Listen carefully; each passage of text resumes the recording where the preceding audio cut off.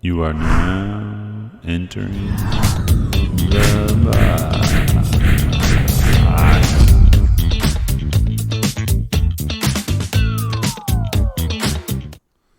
All right, welcome back inside the box. Today we have Zach with 1221 Photography. Do you say 1221 or 1221? 1221. Okay, 1221. It's a lot easier to say 1221. Right.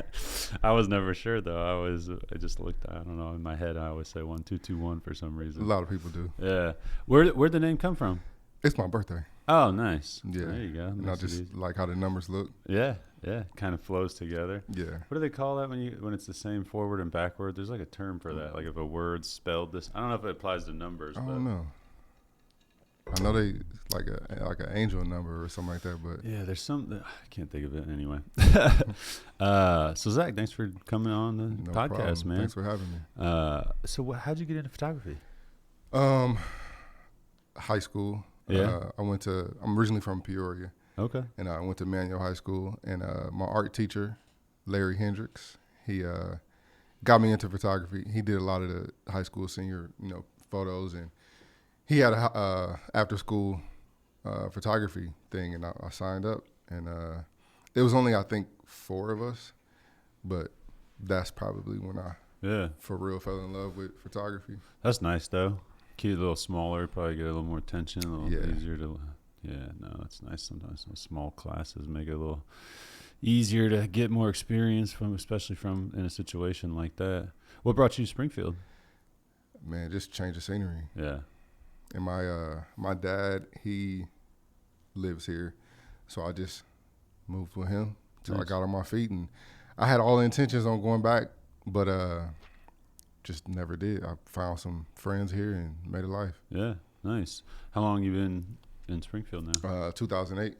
Okay. When did you get 1221 officially kind of launched? Officially 2018. Okay. Before that, were you just doing kind of random photo shoots? Before that, a lot of it was just my cell phone. Mm-hmm. Like the gap between high school and now, I didn't really even do anything with photography. Oh, okay. But I started picking it up again, mainly with my phone and just taking pictures and stuff. Yeah, it's amazing what freaking phones can do nowadays. And people were like, what camera are you using? And I was like, iPhone 10 or something, And then I saved up, got an actual camera, and started, taking pictures and stuff, and made a Facebook page, and the rest is history. Yeah. What getting started? What was like? I assume probably if getting started, especially in like photography and stuff, and it was probably with me, I was having to kind of just get out there and just do a lot of stuff for fun. Really, definitely. Is that what kind of got momentum going? Yeah, I knew that, especially in Springfield, there were a lot of photographers like already doing their thing here. Yeah, and so I wanted to make a name for myself and try to do something different. So I definitely wanted to just get out in the community and take pictures. And when I first started, it was just my logo, and I had like 2 shirts and a hoodie, and I just wore those everywhere. Mm-hmm. And people asked, what it was, and I told them go to my Facebook, my Instagram, and stuff. And it started with like farmers markets. I would go down there and take pictures of people, and that started with me kind of just having my like long lens on, kind of being out of sight, and just sniping and taking pictures. Yeah. And then I started talking to people. People started noticing me more, noticing my work more, and it grew from there. But 2020 probably I would say is really what jumped it off. Really? Right in the middle of the pandemic, huh? Yeah. With everything being closed, I was home with my daughter for like 50 days. How old was she? At that time, she was 5 or 6. Oh, damn. And the Illinois State Museum had a thing where they were asking people to document what COVID looked like to them. And, shit. It can be pictures, it can be a song, a painting, whatever. And so I would just go out in the streets and just take pictures of, stuff closed and different signs and just empty streets. And I probably turned in 10 pictures a day for like That's awesome, though. probably for like 4 months. Yeah. I never heard anything from them until about 6 months after that, and they were like, "We want to give you an exhibit of everything you've been turning in." Damn, that's sweet. Yeah, and I was like, "Okay." That was the State Museum, you said? Yep. Nice. And it was still to the point where people couldn't go inside, or only it was a limited amount of people going inside. So they just printed my pictures super big and made them into like stickers pretty much, and just stuck them on the outside of the museum. And I was like, that was crazy. Yeah. That's fucking awesome, man. I'm glad the quality was there for them to be able to blow it up that big. What were you shooting with at that time? Oh man, I was shooting with the Canon Rebel T5. Yeah. Yeah. What's your go-to now? Canon R5. Yeah. Nice. I know that equipment's funny, man, because like what you said, with the phones are so amazing nowadays. Like you can it almost doesn't even matter to an extent. Now when you get into lenses and you know what I mean, all that shit, depth of field and stuff, it starts to help a lot more. But yeah, you can just do some. It's so neat that it's like opened it up for so many creators, photographers, 100%. Video people to just get into it. Yeah. And get their feet wet, play around, and share it out there on social media. Yeah, that's what I tell a lot of photographers, like especially like some of the young ones that come up. I've run into a couple of situations where I think they may have felt intimidated that I was at a certain place, and I'm like, nah, man, like always do you, always show up, always get that content. Yeah, it can be 50 photographers shooting the one person. It's all gonna look different. Everybody got a different eye. Yeah, for sure. What would you say is your like favorite type of photography or like what to shoot or? It's so tough because like I know with me, you know what I mean. There's stuff that you love to do, but then there's the stuff that makes you money. Right. Honestly, not to sound cliche, like I love it all. Yeah. But if I could do one thing, it probably shoot like ballet. Really? Yeah. Or just like. What about ballet? Man, the movements. Yeah. It's crazy. And I had no interest before then. And Taryn Grant, she asked me from SYPG, she asked me to do one of her shows. And I was like, okay, not thinking anything about it. And like from that moment, it wasn't even while I was shooting. It was when I got back home and seen the photos, I was like, oh my God. The lighting and the poses. I could see that. It was crazy. Yeah. Shooting, I always enjoyed photographing like concerts and stuff. Yeah. That's always cool too. Capturing those moments. And like street photography, whether it's posed or unposed, I feel like, if money was endless, I would just travel the world. Nobody even know I'm there, and just capture life as it's happening. Yeah, for sure. I know I used to do so much. I feel like I used to just. It's so tough when you like get into it too. I don't know if you deal with this at all now, but like sometimes like it's hard because you like are doing it all day or whatever it may be, and then it's like. In your free time is a little bit, do I want to bring a camera with me again? I don't know. I guess that's probably more now, starting off. I guess I didn't really feel that way as much, but sometimes, and I got 3 kids I'm dragging around with me too. So it's like, I got a camera, I got this, kids are yelling at me.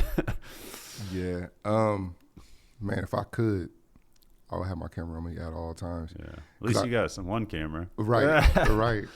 How many kids you got? 2.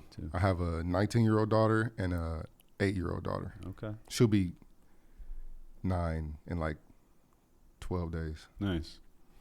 Yeah, I got my niece is, what is she, 10 now? Yeah, I think she's 10. But that's a crazy age for kids, man. They start kind of, it's just funny seeing her change because I've been with my wife since basically right when she was born, her sister's kid, and now I have kids 5, 4, and 2, and just seeing the difference, you know what I mean, throughout that. Being a parent's weird, man. It is. You've had the gamu though. You got a 19-year-old, dude. Yeah. Yeah. So when what kind of like what kind of challenges like have you ran into with getting your business going? Because I feel like I remember seeing your stuff a long time ago just online. And it's interesting with photography and video and social media, because if you're photographing someone or you're videoing someone and it's in a setting like you were talking about, like the farmer's market or something, they see that and then they're more prone to share it, you know, so that just helps organically spread the word. Yeah. But even still, like turning it into a business with something like that is a hard thing to do.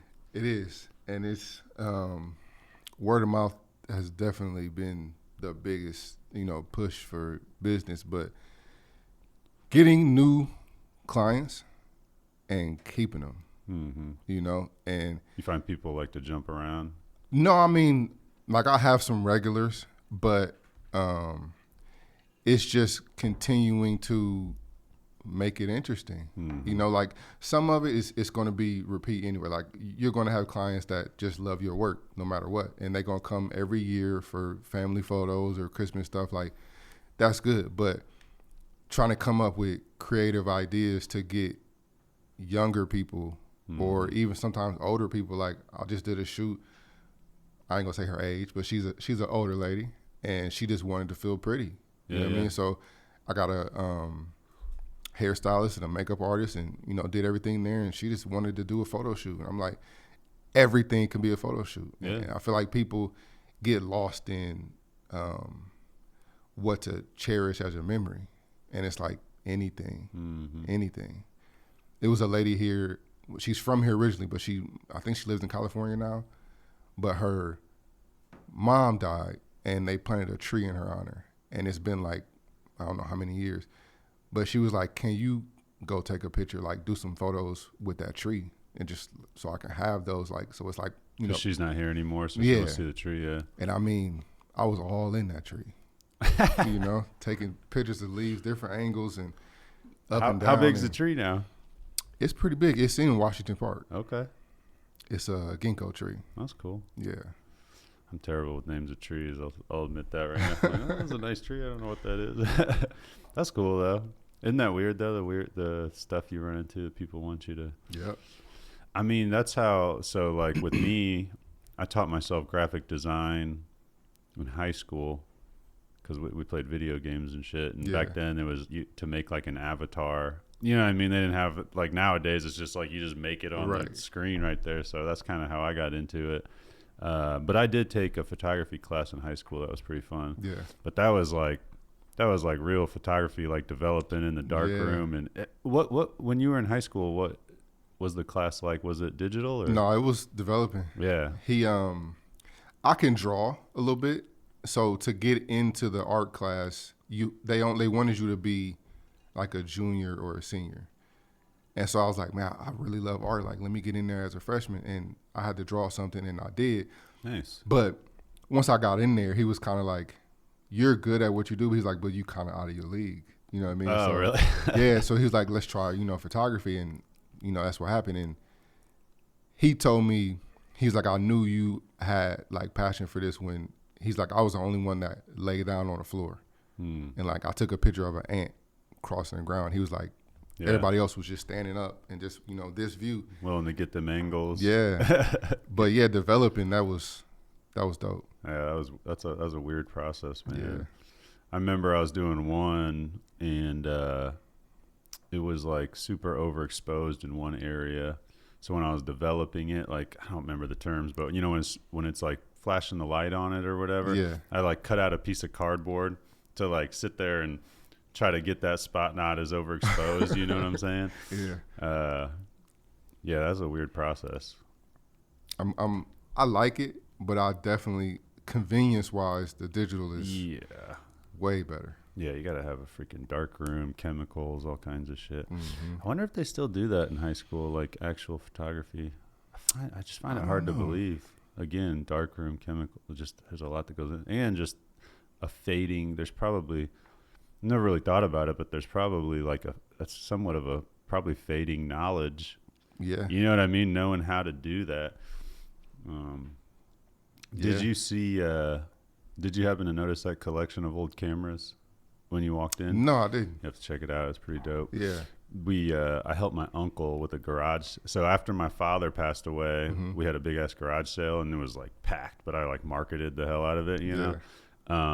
So he had me help him with his, and he was gonna like give me some money or whatever. And they had this big ass bin that his ex-wife had.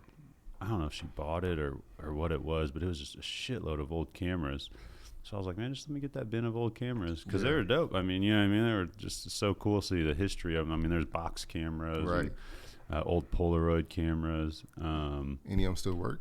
You know, I haven't really tested it. I mean, I'm sure definitely some of them you could get to work. Some of them is probably missing like the materials you would need. One of them, my favorite one, is an old video camera that you like wind up. And that one, it would be cool. It would be fun to try to get to work. Well, you got to use like a certain type of film or something for it? Yeah, you'd have to get some sort of. I'm sure there's some. You could probably get it. I don't know if it would still work or not, but that one I would be interested in trying to get to work someday. Yeah. But I got that bin from him, and then I just put him on display at my old studio, and people just started seeing them, and then people would be like, man, I got this old camera. So the collection's kind of expanded to just people like donating cameras to it. But it's pretty cool to see the history. Now there's like a original, I don't think it's not an original, those are worth quite a bit, but like a old iPod up there, and just now it's kind of like some of the old stuff is digital that I've been kind of adding to. But it's kind of neat, you know, just definitely to display that. I've gotten some old cameras from, I think I've gotten all of them from antique shops. Yeah. Now I started keeping an eye out too in antique shops if I ever see something. I see a lot of them kind of have the same ones over and over again. Yeah, I feel like I see that too. Yeah. So I don't know any of the names of them, but I know I got a couple of the Polaroids, like the ones you look down into. I got some with the big, like the light and the big flash thing on it. But yeah, they are definitely cool to look at. They just are in my office now. Just yeah, it's cool. You know, decorations for sure. The what was I gonna say? It's crazy how fast the technology has changed on those. Just looking at those, and then where we are today, again, just carrying one in your pocket. Right. So what word of mouth's been pretty much the best business generator for you? Do any marketing or anything?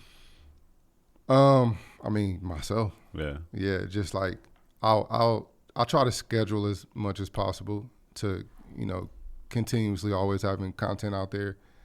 But I've done like 3 interviews with, you ever heard of Canvas Rebel? From what I understand, it's a magazine out of California, and it's specific to like artists.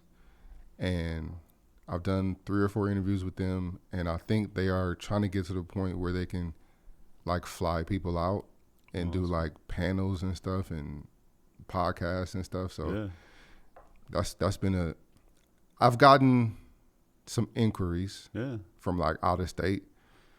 You ever submit like photography content? I mean, you did the Illinois State thing, but ever just submit stuff randomly or try to? I do for like galleries, and I've been in obviously the one here, the Pharmacy Art Gallery.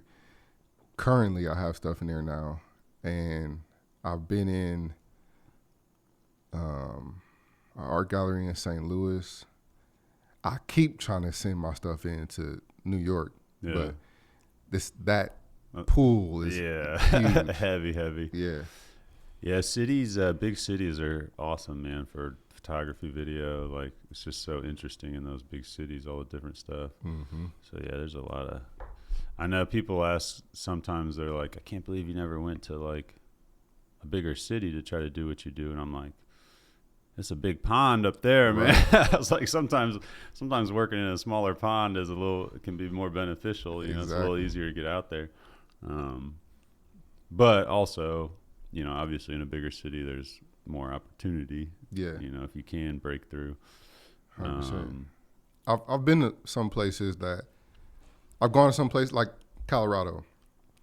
I went to Colorado and did what I do here, and just went to their art district and their farmers market and just took pictures and stuff. And They got a pretty dope little art district. yeah, In some of those towns. And there was this guy and his wife. They were riding their bike in this alley that was full of graffiti. And so when I seen them, I automatically just started shooting, like, so I can get, them coming down the alley.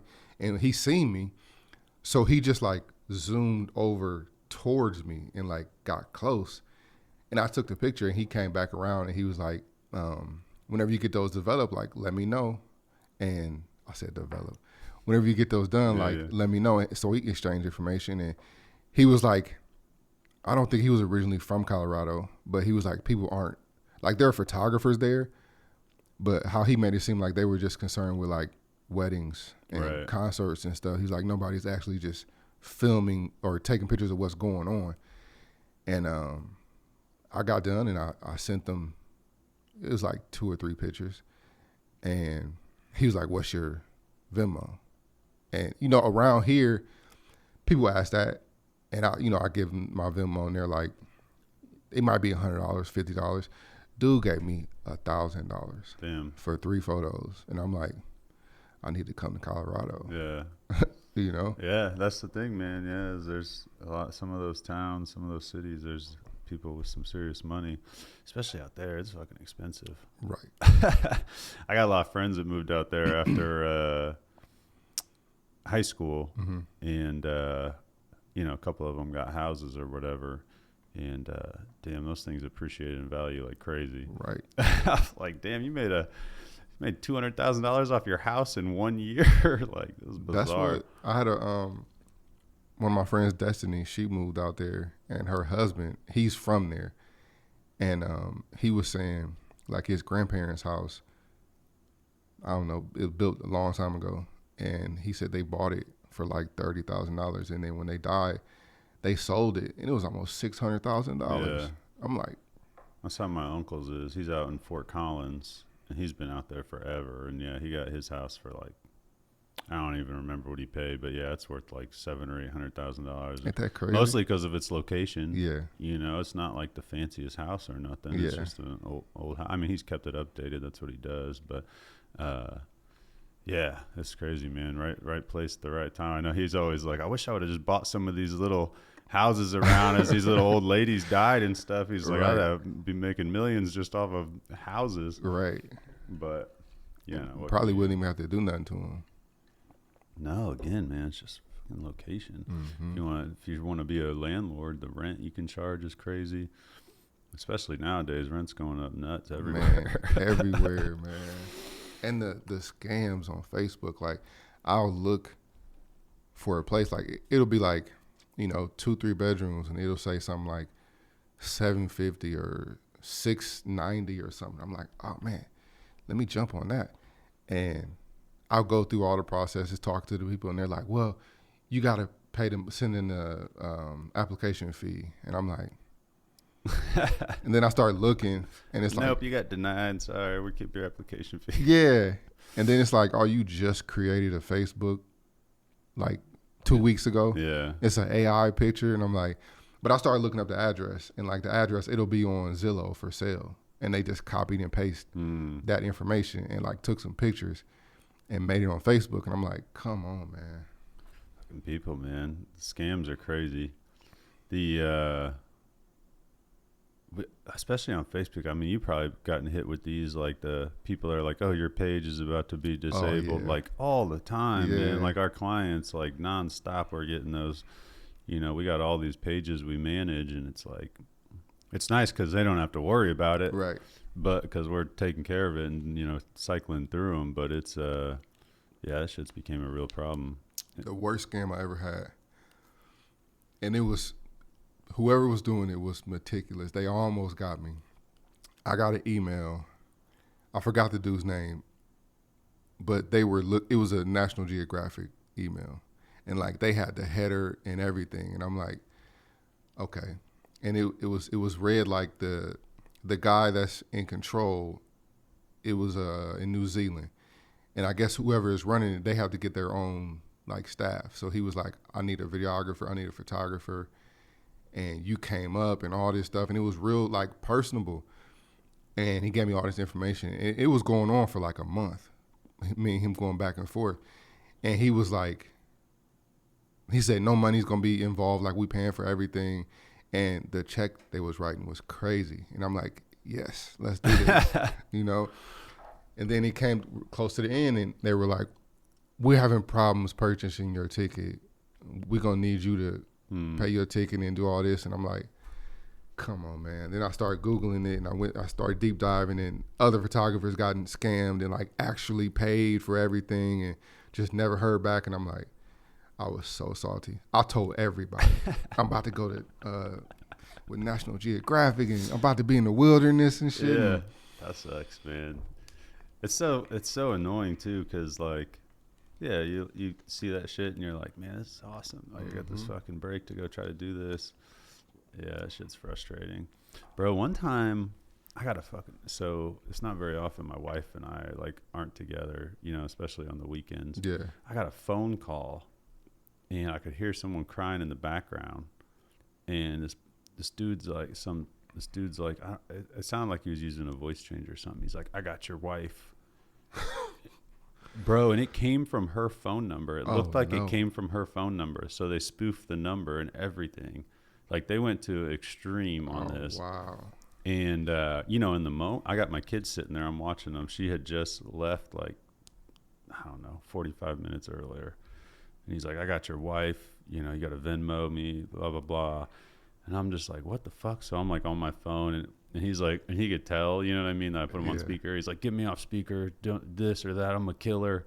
And, like, all this shit. And eventually they just hung up because I was like dragging it on. I was like, I can't hear you. I was like, what was that? You know what I'm saying? I'm trying to text my wife. Yeah. And then I got off the phone, immediately called my wife. She's like, what's up? You know what I mean? And she's like, and I was like, holy shit, that was crazy. You know, my heart was racing. Yeah. That was the most legit scam that I would been like, you know, I say almost got me, like, but it was just crazy, the timing. Mm-hmm. It's fucking freaky, man. Because I'm like, is somebody watching? Like, how did they know she wasn't with me? Right. You know what I mean? Are they watching the house? Yeah. You know, like, how it was just so personal. They literally had to find me, find her, find our phone numbers. You know what I'm saying? Mm-hmm. Like, they went to an extent on that. 100%. And I mean, you know, when you go do it and I look at it, like, I went and did research. Like, how did they find this stuff? And I go look and I'm like, well, fuck, this was pretty easy to find all this information. Yeah. Unfortunately. Right. But yeah, crazy. That's a lot of times now, like that. I don't know when it came out, but whenever that feature came out on the iPhone to like send a number that's not in your contacts just straight to the voicemail. Yeah. Man, whoever. If you don't leave a voicemail, it is what it is. And like, cause it's too much scams going on. Yeah. And like, I almost got scammed on.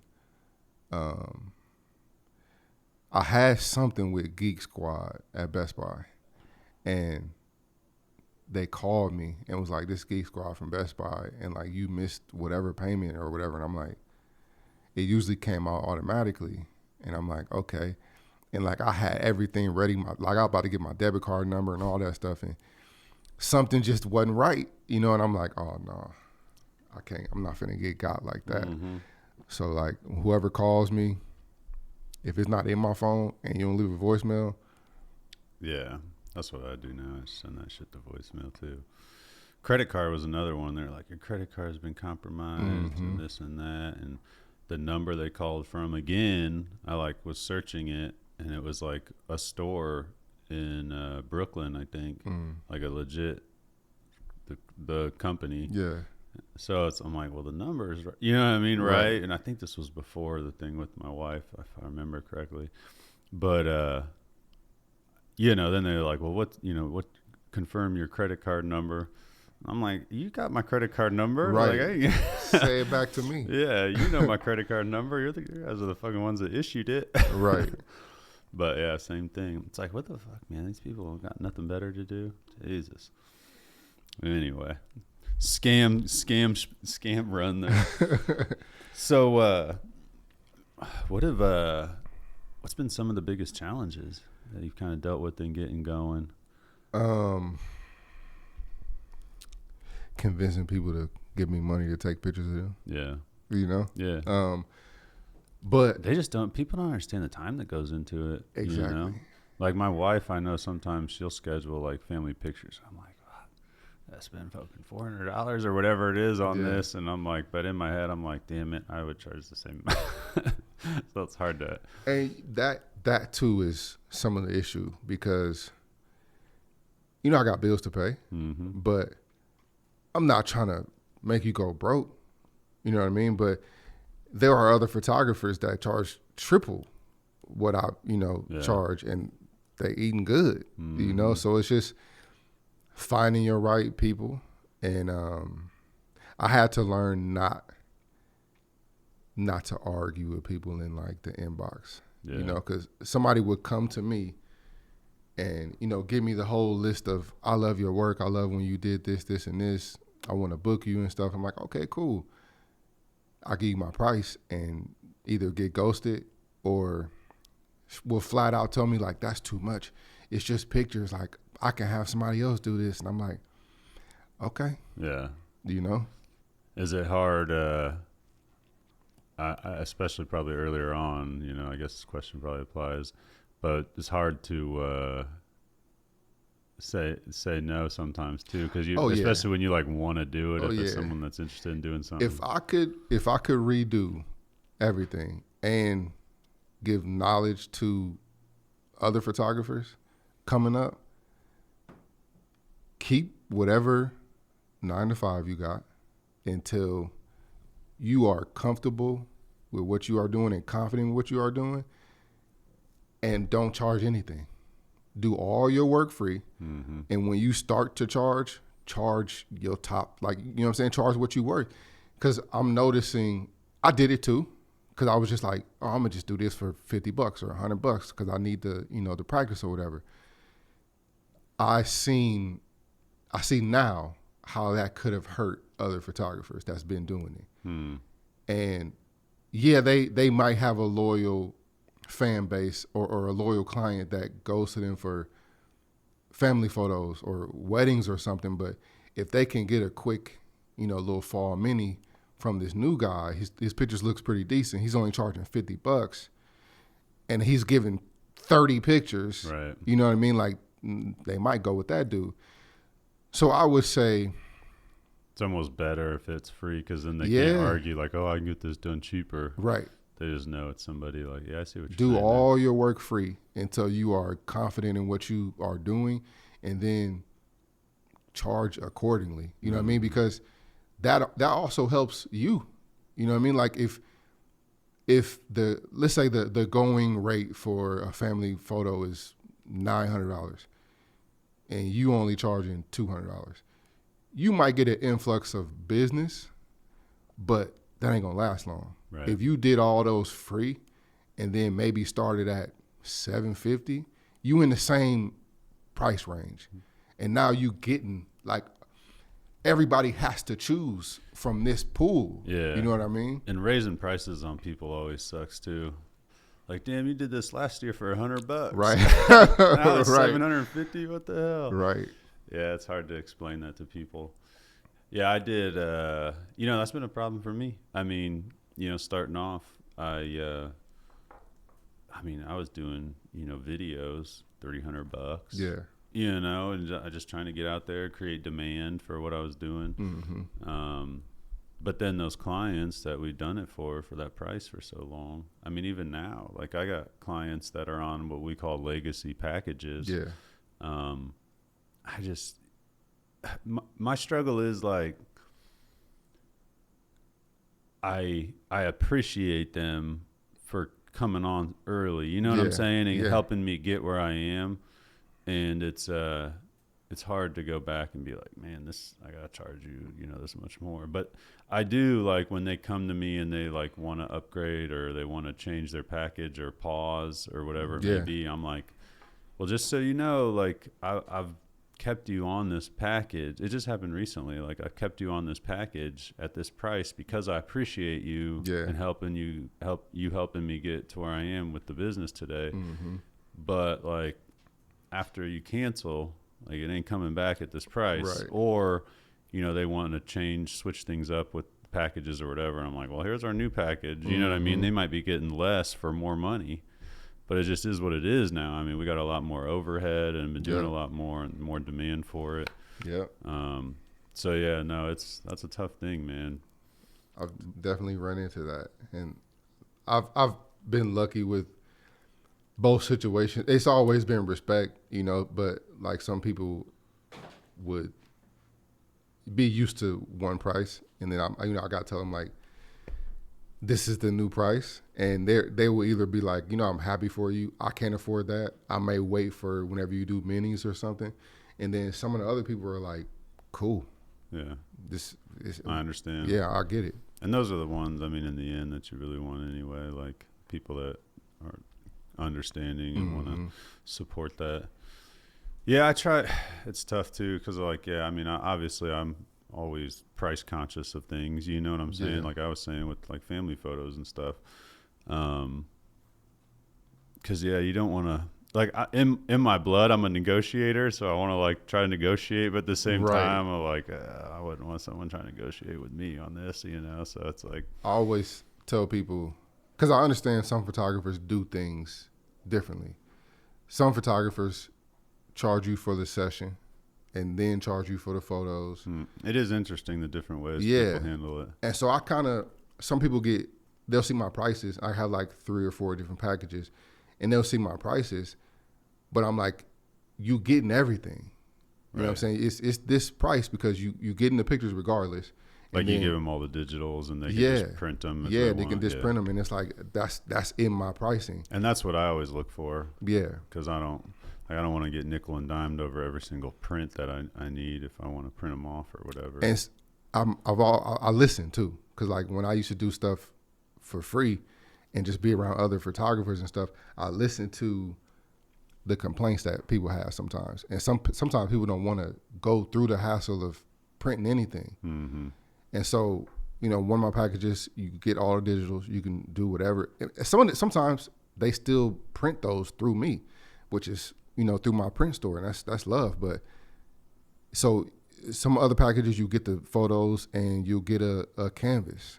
Some other packages, you get the photos and you'll get prints, a large print or something. But people are like, oh, I can just do this and just not do anything else. I can just hang this in the house and be cool. And like that price reflects that too. Yeah, we do we have one of those. When at our house that we're in, when we moved in, we were gonna do like a picture wall, and I was like, well, I mean, when we print pictures off constant, if we're switching these up all the time, like it's gonna be, the price is gonna add up eventually.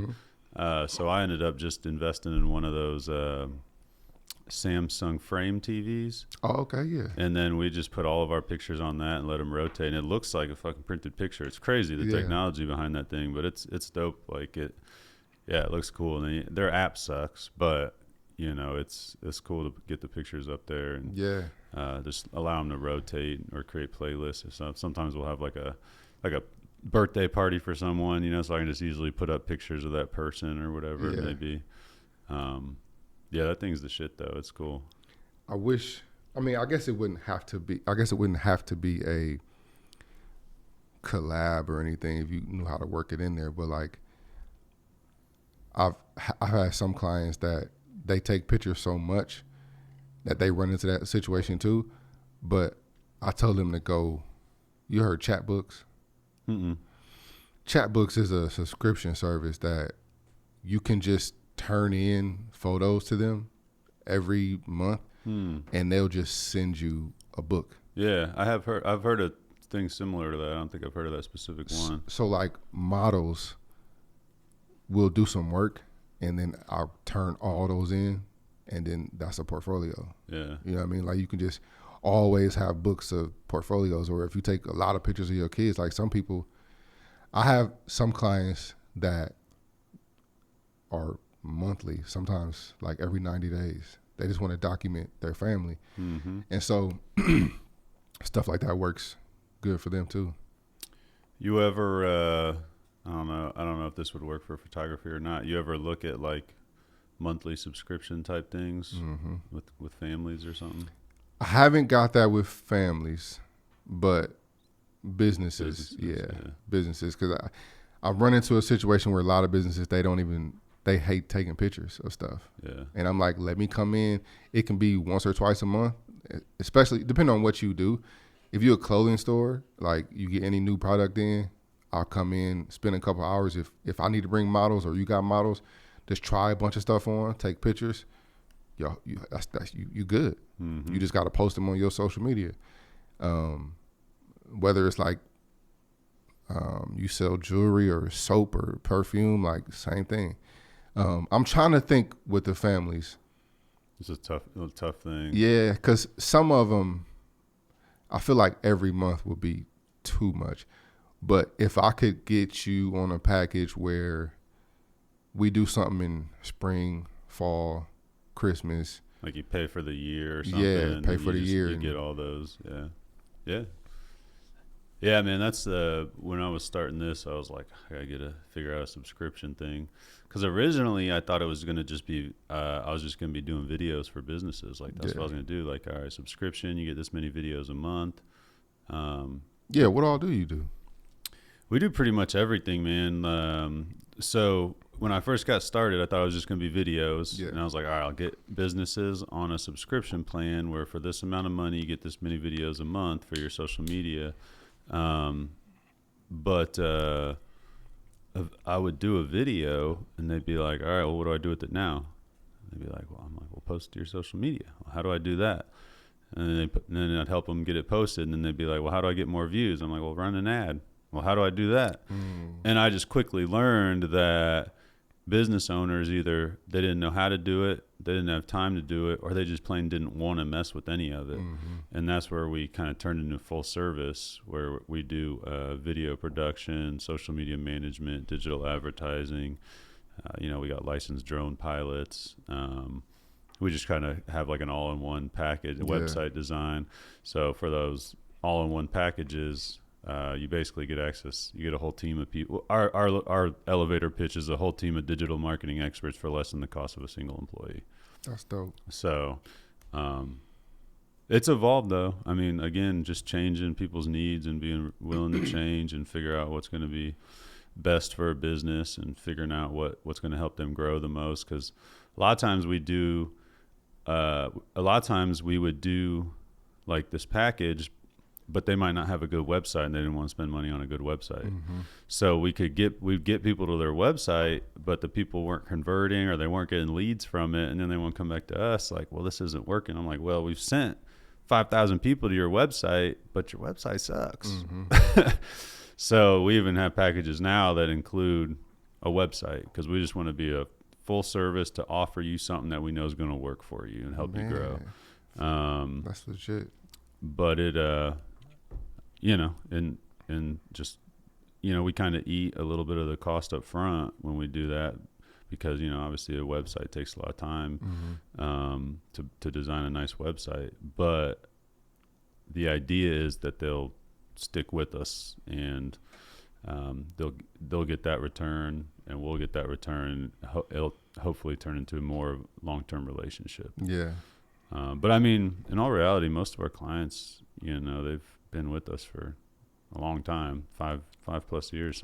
I feel like it's smart to do. Like if you are in a place with your business that you can afford that, like that's a huge weight. Yeah. Yeah. And it's definitely one of those things. Like there's definitely a market of businesses that we're not, we're not good for. And we understand that. And it was hard coming to terms with that though. You know what I mean? Cause I wanted to be every business. Yeah.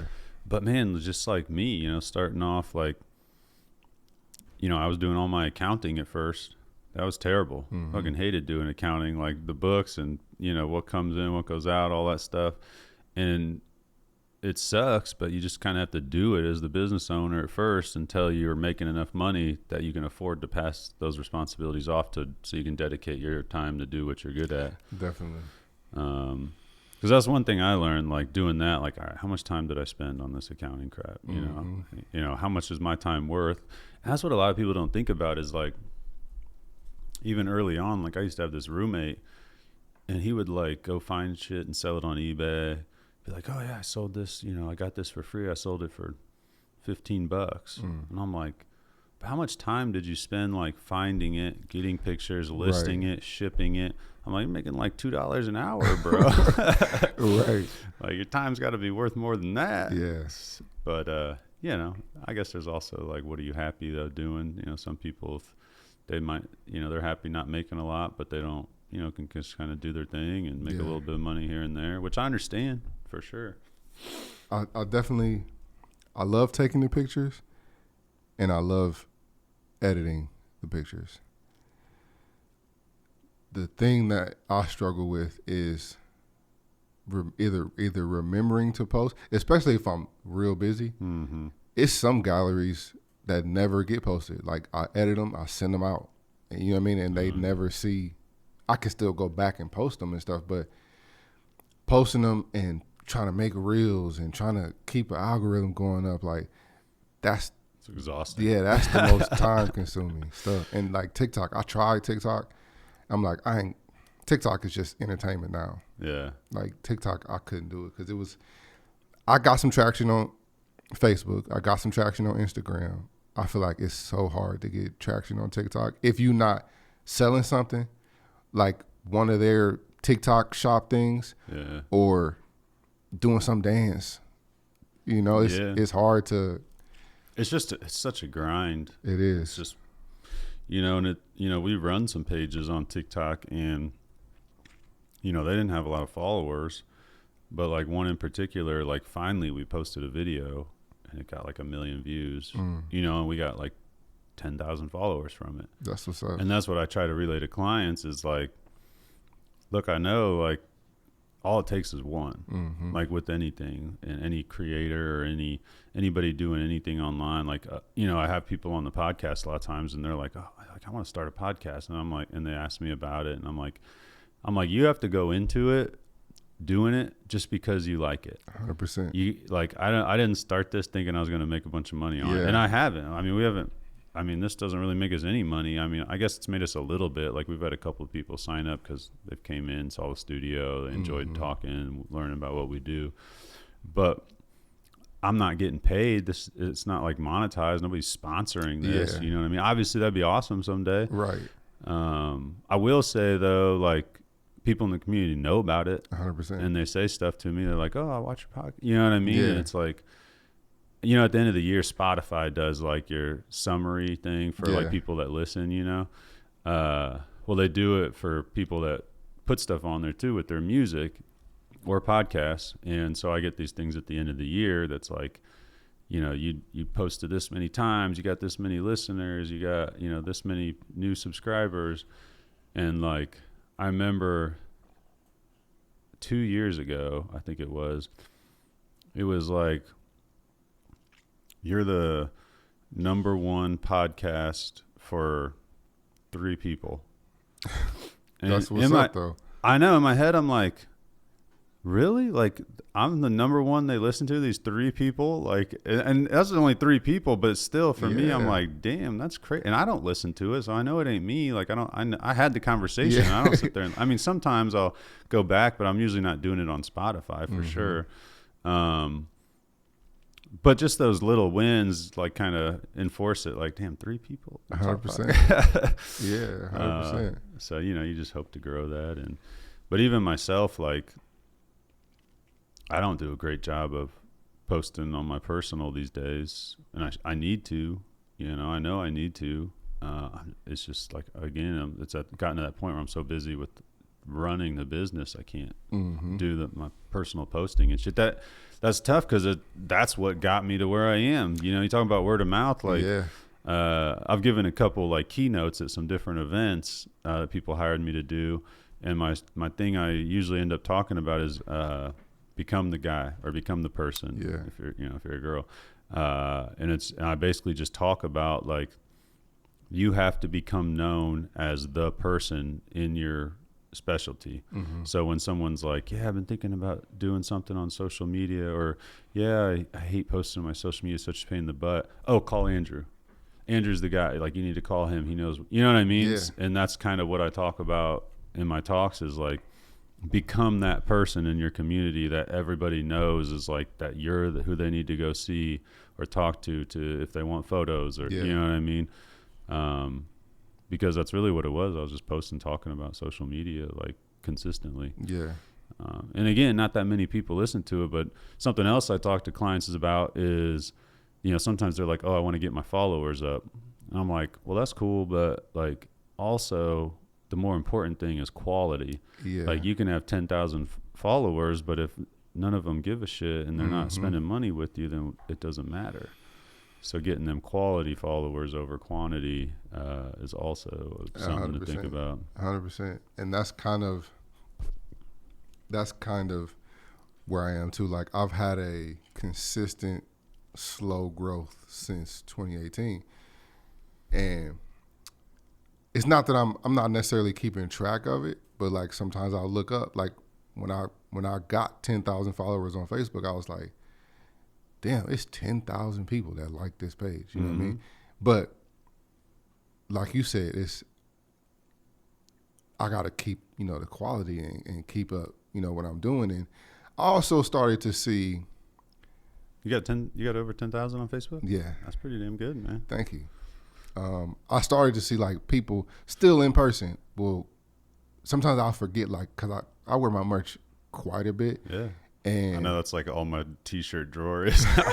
Yeah. Shit's all worn out now. Right. Like, fuck, I got to print t-shirts every couple of months. Right.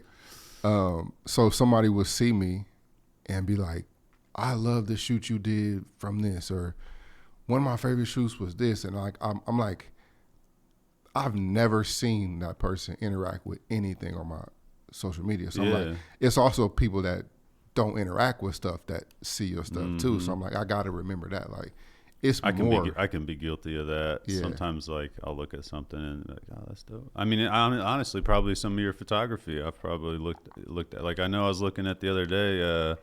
You did. It was like out in the woods, like in like a river somewhere or something. Yeah. I was like, oh, this is dope.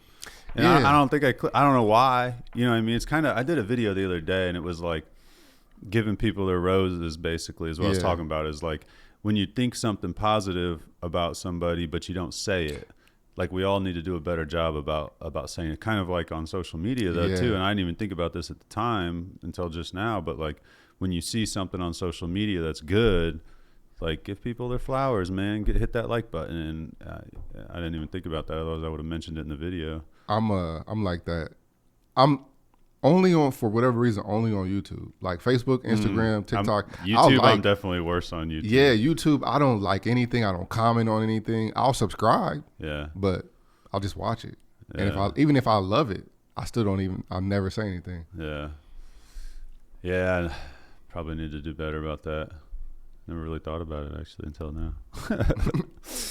But yeah, it's tough. And that's where, a lot of times on client stuff, we'll try to post something every once in a while that tries to encourage that engagement somehow or another, asking a question. I could see like in your shoes, like, which one of these 3 photos do you like best? You know what I mean? Or something like that, where they get, where they're actually prompted to make a response.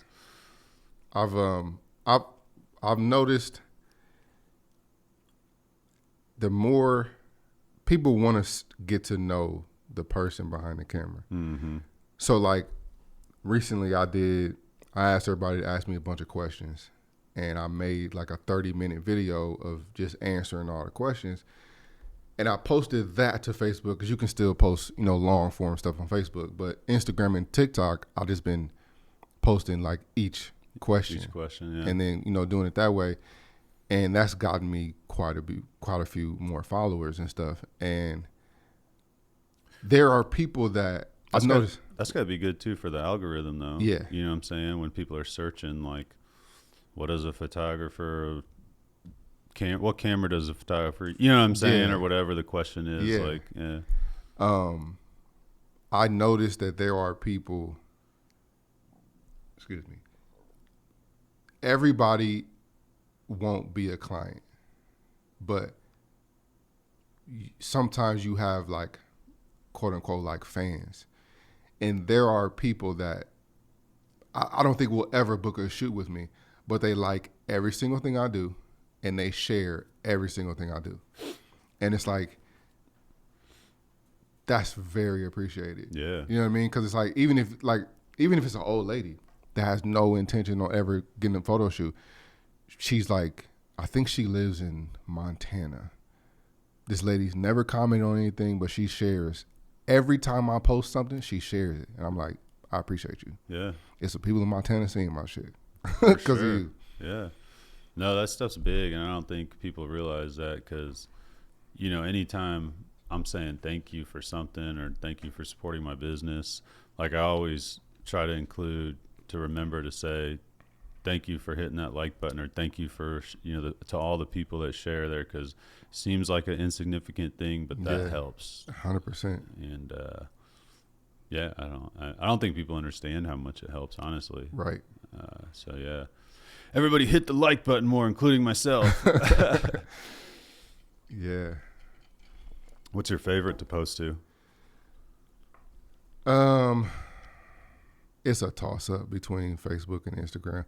Facebook, just because I can get away with not posting as much videos on Facebook because I can give you all the information and like tell you how I feel about the shoot or something cool that happened during the shoot or an interaction that happened. But Instagram, I feel like people a lot of times they don't even care. If it's not a video or if it's not like me showing a picture and talking over it or something, Yeah, they don't even care. But I like the like how you can post on Instagram. I like that it's just pictures. yeah. You know what I mean? Like I think that's dope. What are your opinions? There's this.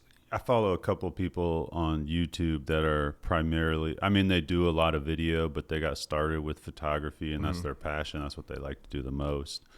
And they like hate Instagram now because it's became so much more video.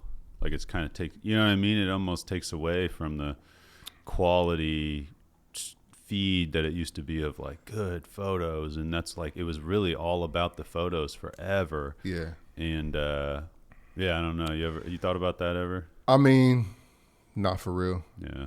But what I miss is, I mean, because I still get a decent amount of traction with just the photos, and on Instagram I definitely put my best stuff forward.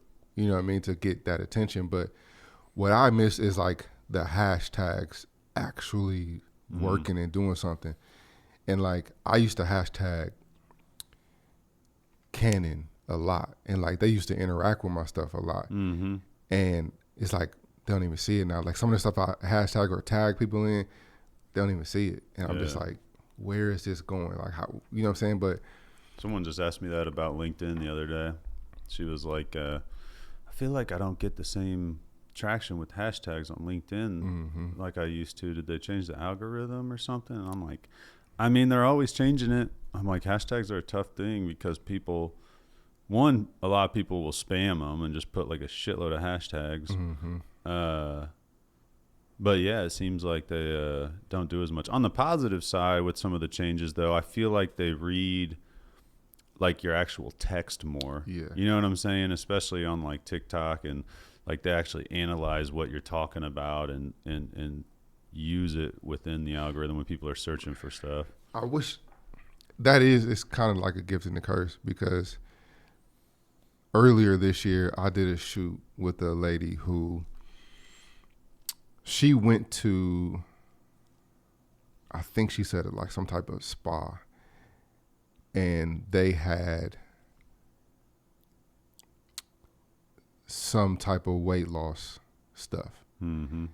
And she got, led into taking it and being like, this will help or whatever. But she already had like suffered from an eating disorder. So she was taking the medicine and she lost the weight that she desired to, but it kind of triggered, mentally some stuff that she was struggling with. And her doctor told her to have somebody take pictures of you so like you can appreciate what your body looks like to other people. And she was like extremely skinny. And like when I took these pictures, it to me it's one of my, I don't want to say my favorite shoot, but it's one of my shoots that like impacted me the most, because like seeing her that way, seeing her bones like that, and her being vulnerable enough to tell me her story and like her eating disabilities and stuff. I took so much time on those photos. And when I specifically tried to say this is not promoting eating disorders, this is, educational, this is whatever, man, they took it down so quick. Oh, yeah. And I'm like, I hate that on. shit, yeah. We get stuff on some of our pages taken down that's just like, man, this is just news. Like, we're just showing what happened, you know what I'm saying? And, yeah, I know, they're so, that's why I like X, honestly. Like, I still like feel like there's a lot, Twitter, I still feel like I never used it very much until it became X. But it's just free speech. I forget about that all the time. I know, but it's just free speech, man. What is Threads? Is that like Instagram's Twitter? Yeah, Facebook, Instagram, they tried to compete with Twitter after Elon took it over, so they started Threads. I don't use that shit. And there's a bunch of bullshit too, because they're like, oh yeah, we had this many people register for Threads. And I'm like, bitch, you just automatically made accounts for all the people that had Instagram. Like, right. That shit don't count. Right. Yeah, I don't see it lasting. I don't know anybody that's like, oh, go check out my Thread, or you know what I mean. And we don't promote it at all. Like, yeah, you should be using Threads. It was like, Facebook, man, they always just create shit to try to compete. That's why they started Reels. That's why they bought Instagram, because Instagram was taking some of their cookies early on. That's all they fucking do now. I feel like they don't really innovate anymore. They just see somebody else. When Snapchat was doing that shit, they started stories. And somebody told me Snapchat pays the most. Really? Creators? Interesting. Yeah, I've never been monetized on there. I'm like, from my personal account, I'm like 70 followers away from, I don't think it's monetized though. I don't know. I personally kind of like Snapchat the most. Around here, I think it's an underrated platform for businesses. Yeah. I try to say that, educate businesses on that. I'm like, maybe we should try some Snapchat advertising. I just know a shitload of people my age that's what they're on, and that's like their primary thing. And people are more engaged on there. They want to see the shit. They, whenever when you're clicking through Snapchat, like you just watch that 5-second video or whatever, you basically have to and can't skip it, I don't know. I like Snapchat a lot. It's weird though. Some of it I still like from a business perspective. I like still haven't like taken the time to dig into to like understand fully how some of it's done.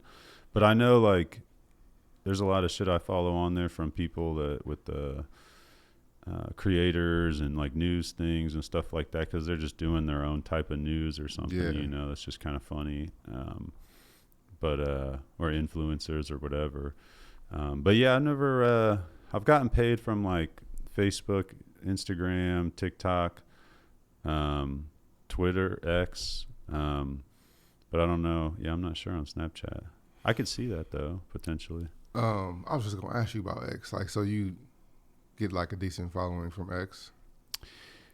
It's tough, man, because I feel like you really got to be engaged on there, like going and commenting on stuff, like other people to build that following. I feel like you really got to be out there, like trying to comment on people's stuff and give input on posts and stuff like that to really build up a following. Personally, I think long term, X will probably be one of the biggest platforms there is.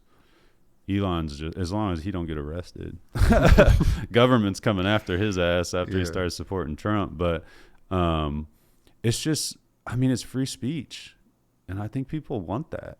I think the majority of people want that. You know, they might not say it, they might not say it publicly, but who wants their shit getting taken down? Why can't I say what I want to say? Right. And there's just so much real news on there, like this FEMA stuff with the hurricane. You know, FEMA's doing weird shit, and all the real news stations are acting like they're not, but they're like people are taking truckloads of supplies to the hurricane relief, and FEMA's got roadblocks stopping them and taking their supplies, and they're like, oh, we'll take account of this and figure out how to distribute it. What? And then they just don't do it. And this is like people on the ground that are there, like filming this shit and putting it out there, and they're like, oh, it's fake news. I'm like, bitch, there's thousands of people like talking about this. How's it fake news? So that's, again, I think that's why they're trying to shut it down and fucking that's crazy. Shut Elon Musk up. But he's doing crazy shit, man. They're approved in like 30 of the 50 states for payment processing. So like they'll have their own like Venmo, PayPal style thing on there. They got AI built into it, like Chat GPT. They have something called Grok, and you can get on there and talk to it just like Chat GPT. Yeah, he's gonna eventually. I'm sure he'll probably incorporate Tesla's like into it somehow. Over in China, there's this app. I can't think of what it's called, but it's the Everything app. It's like everything's in there. You shop in it. You do everything in it. Like they're all in it. You talk to people. There's social media involved. It's everything, and that's what he wants to do is X the Everything app. So that's kind of what he's trying to create. So I don't know. When he first bought it, I put a video out that predicted like, in the next 5 years, it'll be one of the biggest platforms there is. I don't know if I might have been a little bit on the 5 years because I think we're coming up on like 3. I'm like, you better get moving, man, Right. to keep my prediction accurate. But, you know, he always estimates a lot shorter time, even with Tesla and all that shit, a lot shorter time that something will be done. But he always fucking comes through. Yeah.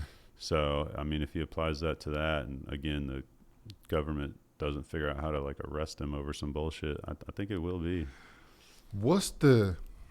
I've seen a bunch of people with the cars, the Teslas. Mm-hmm. What's the process? Like, do they get shipped to you? Is it a Tesla dealership somewhere, or? There's one in Bloomington and St. Louis. Oh, okay. So I picked up my truck from Bloomington, but man, you just order it online. You just fucking get online, order your car, and then I think they do ship it to you sometimes. Wow. But yeah, you just go. They're fucking crazy. Have you ever been in one? In the cars, yeah. Did it have full self-driving? Yeah. They showed that shit to you? Yeah. That shit is bizarre. It is. They just released that for my truck, and the first time I used it, I was like, holy shit, this is fucking crazy. Yeah. But they're different, man. You know, I heard a lot of people say after you drive one, every other car feels dumb. 100%. And I'm like, after I was like, okay, I understand why they say this, because it's just like, honestly, my favorite thing, and this seems dumb, but I get in it. I don't have a key. I just have my phone. It's all through your phone. You get in, you don't have to turn the car on. You don't have to do anything. You just put your seatbelt on, put your foot on the brake, and then it switches into gear, and you go. It automatically switches into gear, like forward or reverse based on what's around you. Now, sometimes there's a weird situation. You know, I always double check that it's in drive or reverse, but because sometimes, like when I'm backing out of my garage, my wife's parked like right here. It will choose the wrong direction. Mm-hmm. But then when you park, you just get out, walk away. It locks itself, rolls the windows up, does everything. Crazy. It's so fucking convenient. It's craziness. And then what else is there? Oh, like when you're at a stop, if your foot's not on the gas pedal, it doesn't move. So, you know, any other car, like it creeps forward, you know, doesn't do that. It just sits there. I was shocked I don't remember what model it was, but I was shocked at how fast they are. Yeah, that instant torque. And I'm like, because I heard people talk about it, but it was not until I was on my way to St. Louis, and I was already doing 70, and there was it was a Hellcat behind me, and the Tesla behind that car. They went around me, and you seen they was about to race On the highway. Yeah, and it was just crazy because I heard the Hellcat, when they smashed on the gas. Yeah, I heard the sounds Hellcat badass. just hollering, and I'm like, it was just the Tesla just quickly, just smoothly, just went past it, and I'm like, what? Yeah. Well, it's crazy too because most of their speed's from a stop. Yeah, Because they have instant torque because it's electric. yeah, Like my truck, it's a 7,000-pound truck, and it goes 0 to 60 in 4 seconds. It feels like a roller coaster taking off. That's crazy. It's nuts. And if you get the faster version, it does it in 2.6 seconds, which is just nuts. Yeah, they're weird, man.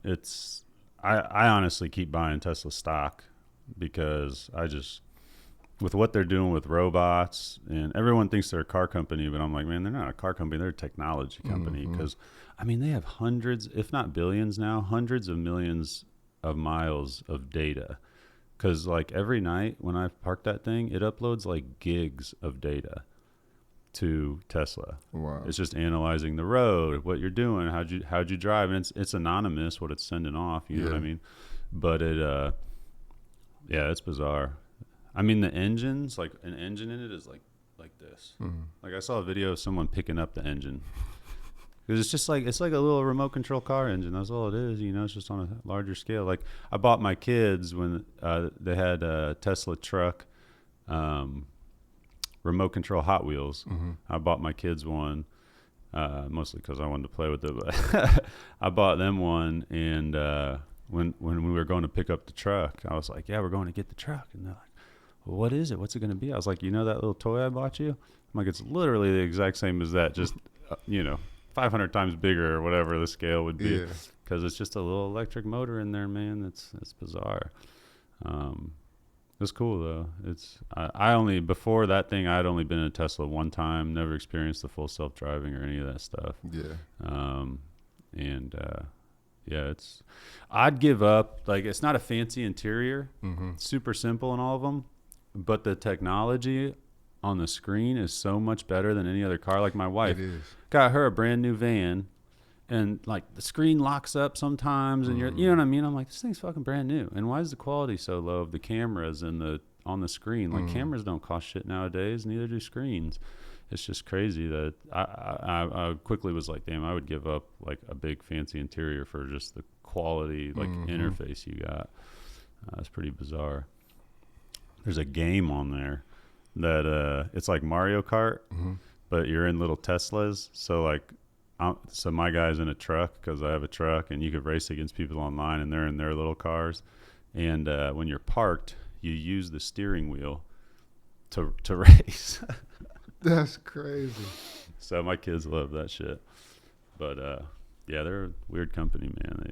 And they don't do any marketing. And I forgot who I was talking to about that. And it was something that had to do with marketing. And man, I forgot who I was talking to, but they were talking about how they like hate marketing, like they don't want to do it. And I was like, I feel you, but I feel like you got to do it until a certain point. And they were like, no, you got this, in this day and age, you got to do it forever. And I was like, when have you ever seen a commercial for like Bentley or Maserati or something? You know what I mean? Like it's word of mouth. They probably did it when they first started, but everybody got, they know their name, so they don't got to do, marketing. Yeah. That's dope.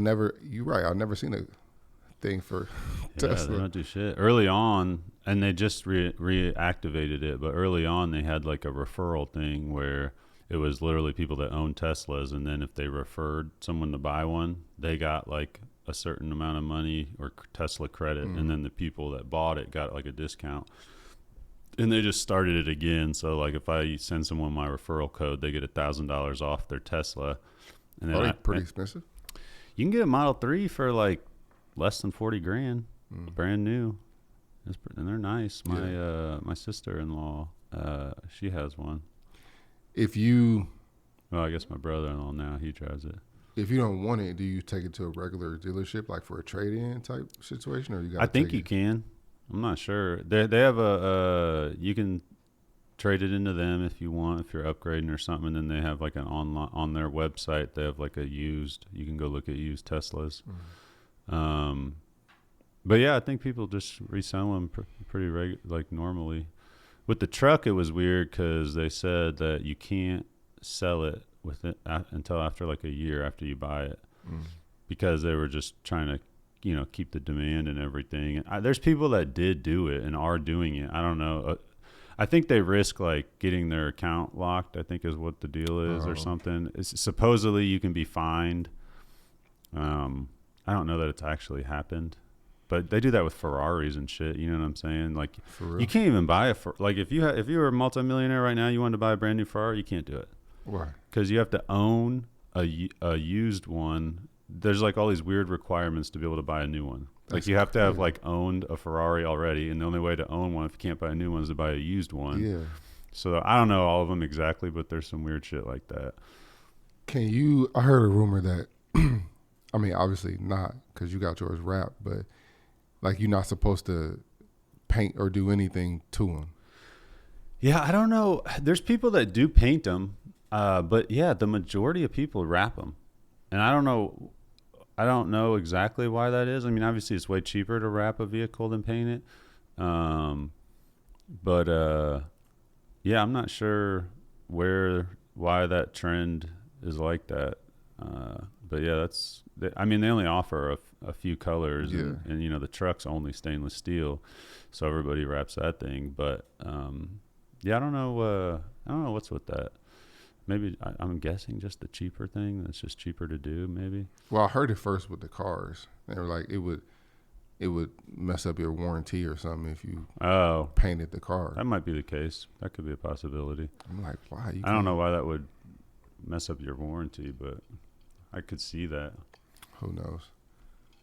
I was worried about. I haven't looked into it yet, but I was trying to get some orange lights put on it. You know what I mean? And I was like, man, I wonder if I do this, if he has to like tap into the electrical at all, like if that voids anything.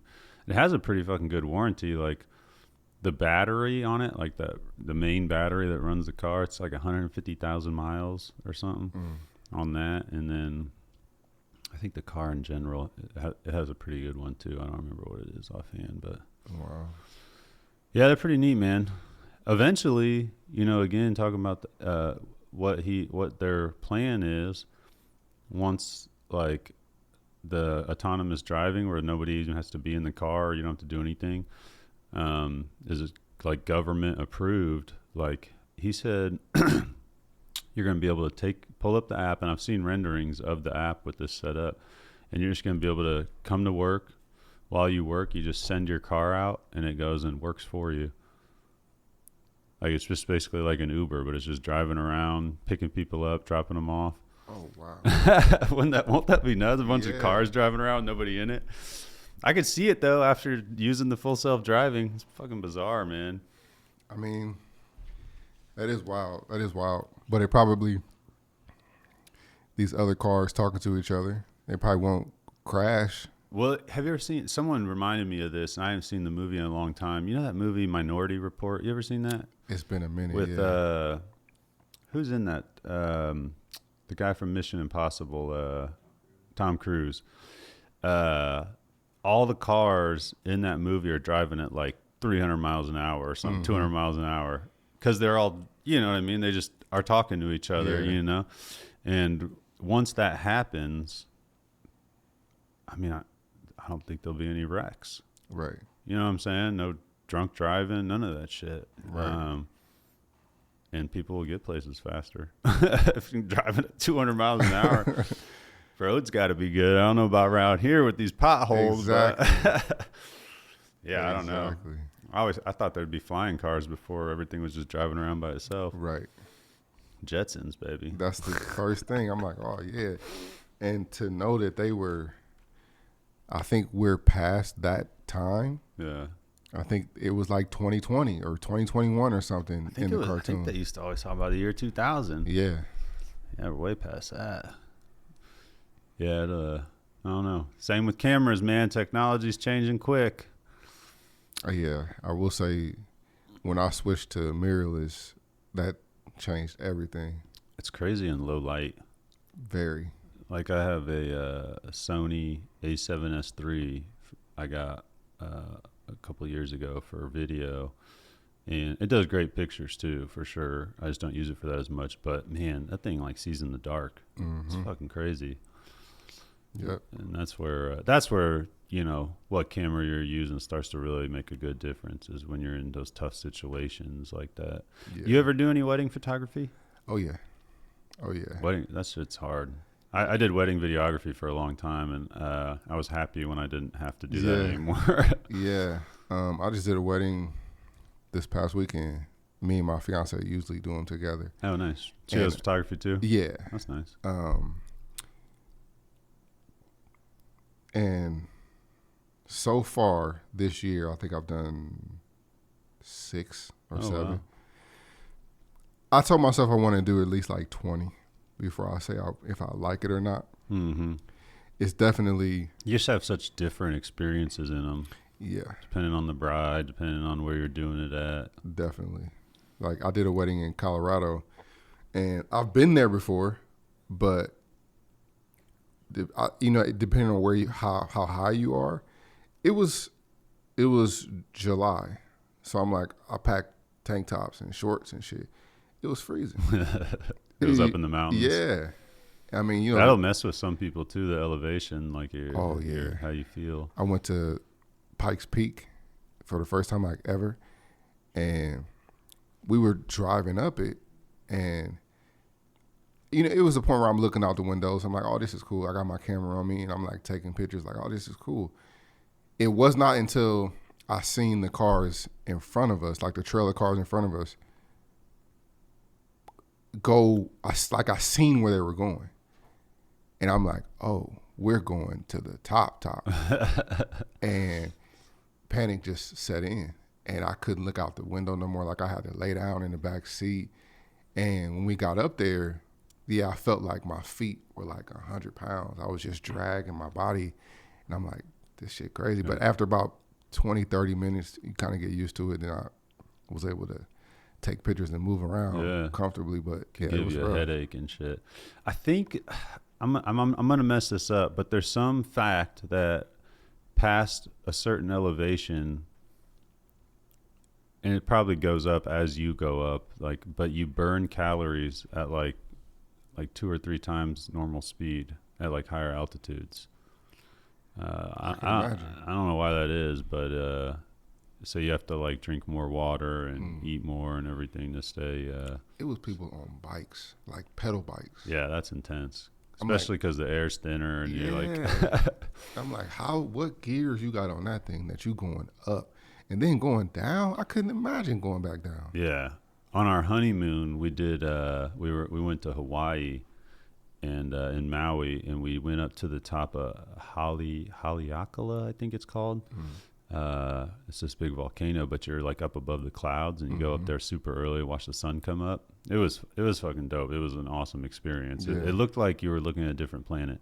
Like it looked like we were on Mars or something, looking out over this valley. But then you stay up there, watch the sun come up. And then you can bike down, and they bring all the bikes up with in this company we went through. But the bike down was crazy. It's just the roads are just swerve, curvy roads, and I'm like, I was worried about the brakes. Yeah, I was like, I was telling my wife, I'm like, try not to ride your brakes too much. You don't want them things to go out. But the van drives with you too, like behind you. So if at some point you want to stop, you can just load up and get in the van. So that was nice, like peace of mind. But it's still pretty like steep. It wasn't like crazy steep. You were going down, but the roads were curvy enough to where it wasn't like too intense. Gotcha. It was awesome though. It was a fucking cool ride down. Beautiful ride down for sure. But yeah, the weather changed so fast. Like you were talking about, like the like up there, you know, we had like long sleeves on and shit, and then as we're coming down, we're like slowly taking stuff off. Yeah. Yeah, it's even now. Like this morning, it was like 40 degrees, and Right. it's supposed to be like 80. Right. Yeah. So you do a little bit of everything with photography. Then you do business. I do family. business. I do family stuff. I got a couple fall shoots coming. A couple weekends left in October. Doing some Christmas stuff in November. But I'll do high school, seniors. I work with models and business stuff, corporate headshots, Yeah. event coverage. I work with, you know, any models that need portfolios, like that stuff. Any creative stuff, like some people come to me and they're like, I have this idea. And I'm like, let's try to hammer it out. Yeah. You know? And just like me, personal stuff, like any ideas I have or like any stuff, like every 90 days at the pharmacy art gallery, they come up with a new theme. So I'm like, whenever that theme gets dropped, you know, I start working creatively for that. They come up with the theme. Yep. Oh, that's cool. And so, yeah, man, anything. Like a lot of photographers, when I was starting, they were like, you gotta pick a lane. You gotta do this. I'm like, no, you gotta do that. You know what I'm saying? Like I'm trying to, cause the more I did, it just got my hands in different areas. And like I was salty. I almost was able to go to the NBA and like document the All-Star weekend. Oh shit. But that fell through. But it's like I wouldn't even been on the radar if I was just doing babies or something. You know what I mean? So that's the one thing that I don't do, like newborns. That stuff's hard. It's very hard.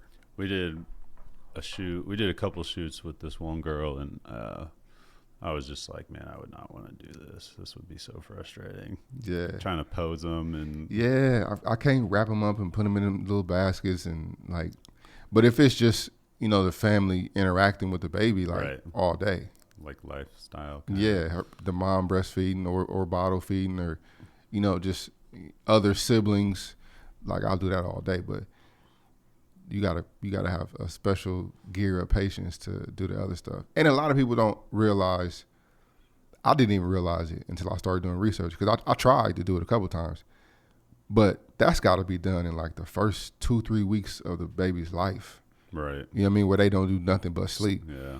People came in 3-4 months. Baby's crying. Yeah, I'm like, this ain't gonna having work. to take food breaks to eat, breastfeed Right. or whatever. Yeah, that's a tough gig, and also just the stuff you have to have. Like you got to have a lot of different props and you know all the blankets and shit. And if you're not focusing on that, like having all that stuff, you know, you got to store it, and it just kind of becomes a pain in the butt. Yep.